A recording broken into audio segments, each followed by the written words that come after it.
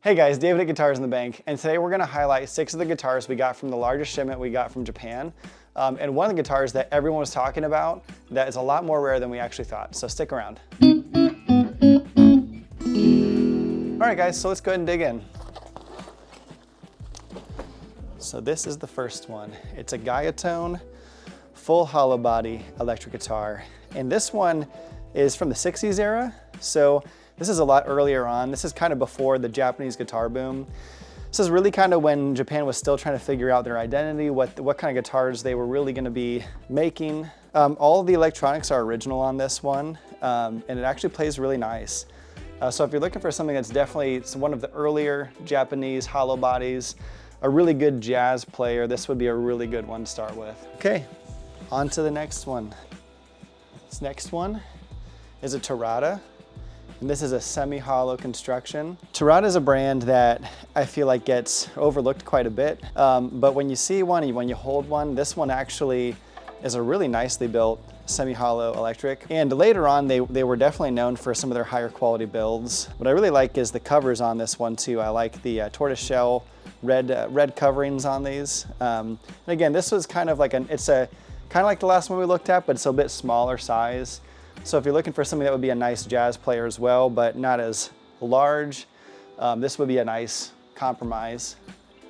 Just a nice quality Japanese-made Tata. Okay, so this next one is actually not a Japanese guitar. This is an Alistair McNeel. This is a hand-built classical guitar from the UK. So this is a boutique builder.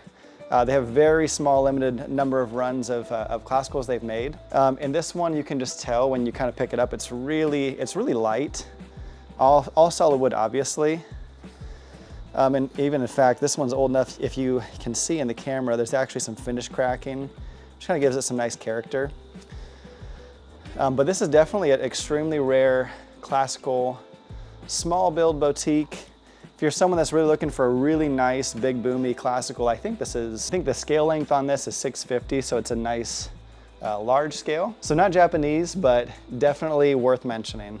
The next guitar is a Greco Phoenix bass.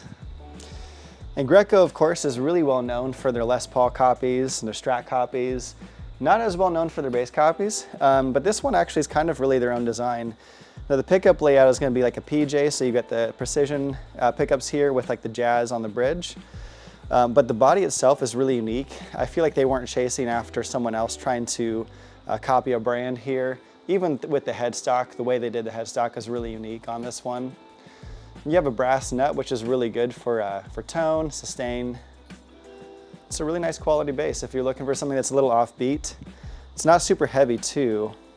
And this really nice, beautiful woods they used. Natural wood color, I really like that. Just keeping it natural, not throwing the paint on there. So, really nice one too. Okay, this one's not in the case. We'll just grab this one out. This one is Aria Pro II, Ritchie Kotzen model.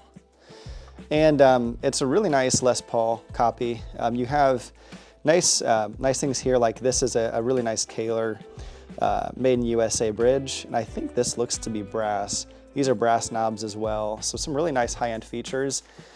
I don't know if I pulled the pickups on here as well. They look to be original, and they look to be really nice pickups, whatever they put in there. And it's a neck-through design. It's a cool example of Japan doing some signature models before they became really like a popular thing to do. I will say it's heavy, but that does mean you're gonna get some nice sustain. Okay, this next one is a warm-up to the last guitar.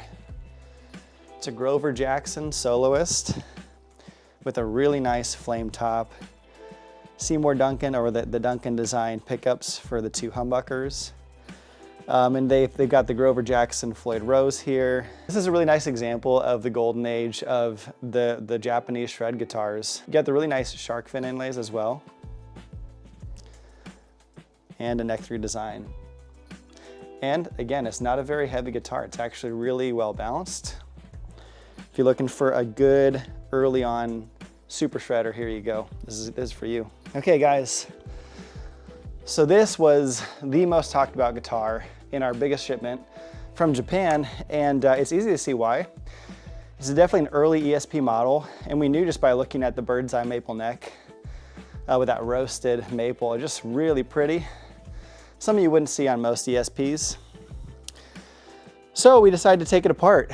So we took the neck off, and you'll see in this picture here, it's actually the Custom Craft House ESP.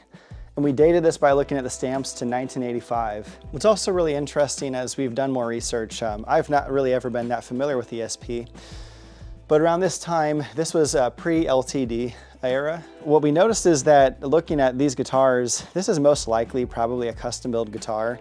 They were still kind of operating like a smaller, almost like a boutique size shop where they were doing a lot more specifications, people could do a lot more customizations. And things like this would just crop up where, again, when you see the custom house label, you have to believe it was either a custom shop or a custom order for someone, an individual. This guitar also does have the original LH2000 pickups as well. So everything's all original on this one. We've been doing some work on it. You'll notice there's no strings on it as of yet. We had to rework the electronics. There was a lot of issues. So we took care of that. We did realize, I think it's the neck pickup that is not getting signals. So we have an amp tech here locally that's gonna be rewinding that to factory spec. And once that's done, you will see this one on our webpage. All right guys, that's it for today's video. We have a lot more guitars that we're still working through. This pile of guitars we still haven't finished yet, we're just getting to. We also are constantly having a lot of really cool customer walk-ins, so we may do a video on some really cool high-end guitars we got these last few weeks. So if you like this kind of content, go ahead and like and subscribe, and we'll see you in the next video.